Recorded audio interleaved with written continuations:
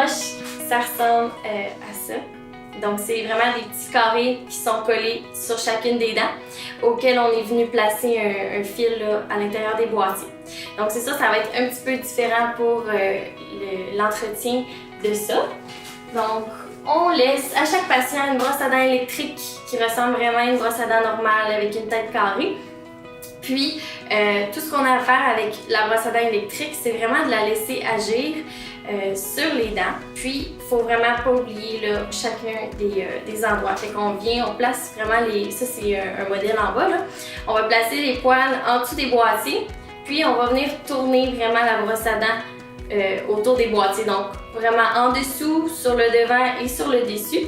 Puis, il ne faut pas oublier non plus les gencives, d'aller faire un mouvement léger, sans force sur les gencives. Donc, si je le fais en bouche avec une brosse à dents normale, manuelle, là, qu'on connaît tous, donc on fait la même chose, on vient en bas, on va se tourner juste un petit peu comme ça, puis on va faire la vibration que la brosse à dents va faire. On va juste aller imiter la vibration, comme ça, sur le dessous, sur le devant et sur le dessus, comme ça. Puis à la fin, on peut venir faire le tour, le rouleau dans le fond sur les gencives. Il ne faut vraiment pas oublier les gencives parce que c'est vraiment là que les bactéries vont se regrouper. Ça va être en dessous des boîtiers.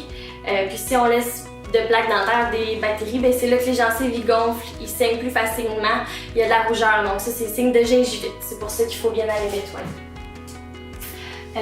L'assaut dentaire reste très importante, même avec les broches. On a l'impression qu'on ne peut pas passer, mais on vous laisse un enfileur qui est comme une petite aiguille bleue. Dans le fond, là, ça ressemble à de la couture, ce qu'on fait. J'ai fait un nœud ici avec ma soie dentaire, fait qu'elle tient bien. Ensuite, on vient passer entre les dents et le fil orthodontique. Puis après ça, on peut tout simplement aller passer là, entre les dents. Puis vraiment bien descendre de chaque côté ou la gencive. Puis après ça, on peut tout simplement là, ressortir au côté. Comme ça. Fait qu'on fait, c'est sûr c'est plus long, mais un coup qu'ils se sont habitués à la passer partout, ben là ça devient plus automatique, plus vite. Mais il faut vraiment faire ça sur chacune des dents. Encore une fois, la soie dentaire, c'est la seule chose qui va aller nettoyer entre les dents. Puis avec les broches, ben là c'est sûr la plaque dentaire s'accumule plus facilement. Un autre outil qu'on vous laisse dans la trousse, c'est une petite brossette qui ressemble à un petit sapin. Puis ça, c'est vraiment au besoin, c'est pas nécessaire de le passer à chaque fois, mais des fois la nourriture reste prise entre le fil et les dents. Puis c'est difficile avec la brosse à dents d'aller nettoyer ça. Puis la soie dentaire est trop petite aussi. Fait que c'est tout simple, là, on peut le plier comme ça, venir le passer entre le fil et les dents, juste où il y a eu de la nourriture au besoin. On peut garder ça, surtout pour le midi là, à l'école, ou au travail, peu importe, si on n'a pas notre brosse à dents ou la soie. Une autre chose qu'il faut faire attention aussi avec les broches, c'est que les joues au début sont pas habitués d'avoir ces petits boîtiers-là, donc il va y avoir des blessures qui vont se créer un petit peu plus facilement, ce qu'on appelle les ulcères. Donc pour ça, juste quand il y a une blessure, pas en prévention, c'est vraiment important, on peut aller mettre de la cire sur la boîte, sur le boîtier. Donc c'est une petite boîte de cire comme ça. Là j'ai pris juste une petite boule, je l'ai réchauffée entre mes doigts. Puis on vient tout simplement le placer là, sur le boîtier qui est dérangeant comme ça. Puis on laisse ça tout simplement sur le boîtier en attendant que la blessure guérisse. Une autre petite chose qu'on vous laisse, c'est un petit onguent comme ça qui va agir là, comme ça va juste aller geler l'ulcère en attendant que ça guérisse. Je vais expliquer pour ce qui est des aliments à éviter. Donc, c'est vraiment avec le jugement, mais tout ce qui est dur, croquant, collant, c'est à éviter. Pourquoi? Parce que vraiment, ça va avoir un effet de levier sur le boîtier. Ça peut le faire décoller assez facilement. Donc, tout ce qui est là, les légumes, c'est de ne pas manger les céleris, carottes, brocolis, choux-fleurs. Vraiment, comme je l'ai dit, c'est avec le jugement, mais tout ce qui est croquant. Les fruits, ben là, c'est les pommes, c'est de les couper en quartiers.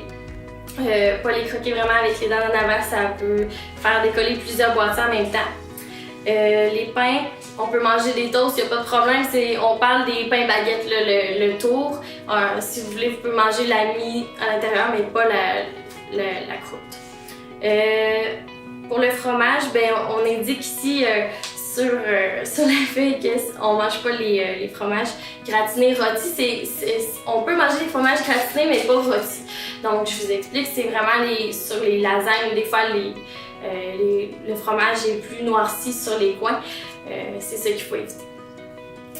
Les aliments avec les os, donc les côtes levées, ailes de poulet, cuisses de poulet, c'est juste de détacher la viande avant de la manger pour éviter d'aller accrocher un boîtier sur l'os en tant que tel. Puis là, on indique aussi tout ce qui est pastilles, suçons.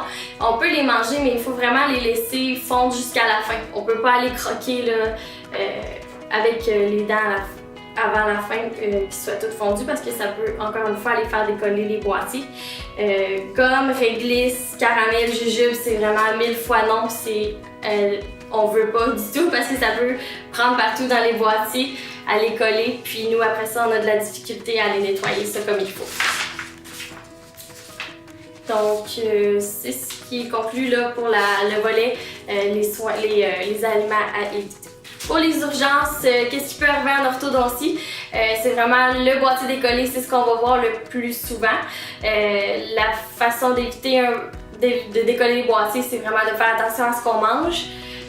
Aussi, des fois, les jeunes qui font des sports, les coups dans la figure, les ballons, ça peut faire décoller les boîtiers. C'est pas plus grave que ça si ça décolle, c'est juste de nous appeler le plus rapidement possible pour qu'on le recolle le plus vite possible. Je vous explique pourquoi. C'est juste que si on reste trop longtemps avec un boîtier décollé, la dent peut se redéplacer ou vraiment là on peut avoir un problème dans notre traitement.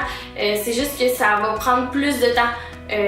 Parce que des fois, si on est rendu sur des très gros fils vers la fin du traitement, qu'on a un boîtier qui a décollé, que la dent a déplacé, on doit retourner sur un fil qu'on avait ultérieurement dans le traitement et aller rattraper la dent qui a déplacé, ça peut être long. Donc c'est pas pour nous que c'est problématique ou plate, c'est vraiment pour le patient parce que le traitement dure un peu plus longtemps que prévu.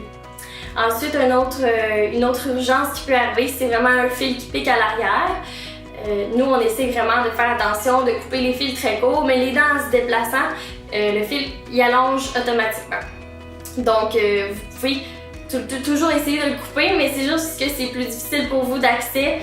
Encore une fois, vous pouvez nous appeler pour qu'on vous arrange ça le plus vite possible.